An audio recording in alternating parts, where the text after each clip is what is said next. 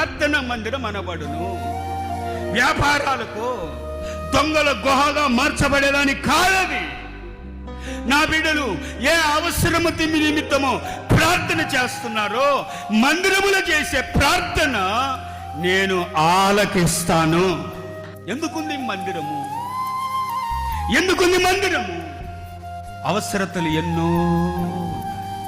నీ దాసురాలనైనా నేను చేయు ప్రార్థన దయతో అంగీకరించు అని నీ అక్కరలు ఇక్కడ మొర్ర పెట్టాలి. రకరకాల వాళ్ళు వస్తారు.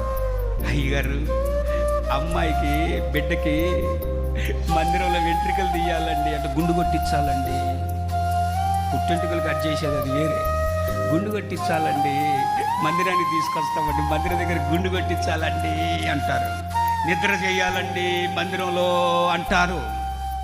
ఇలా నిద్రించడానికి గుండ్లు కొట్టించుకోవడానికి కాదు ప్రార్థనా మందిరాలు ఉండేది. జత్తలు జత్తలుగా ఏర్పరచబడడానికి కాదు ప్రార్థనా మందిరాలు ఉండేది.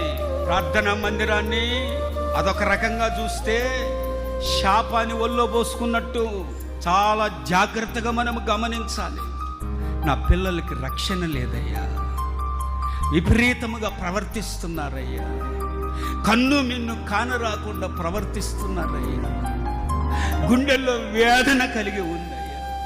యేసయ్యా, నా బిడ్డల పక్షాన నా ప్రార్థన ఆలకించవా అని తల్లిదండ్రుల కన్నీరు కార్చి ప్రార్థన చేసే చోటిది.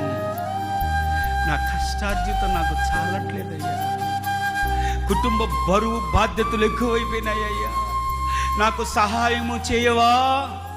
ప్రార్థన చేసే చోటిది. ఎదిగిన పిల్లల ఉద్యోగాలు, వివాహాల విషయాల్లో ప్రార్థన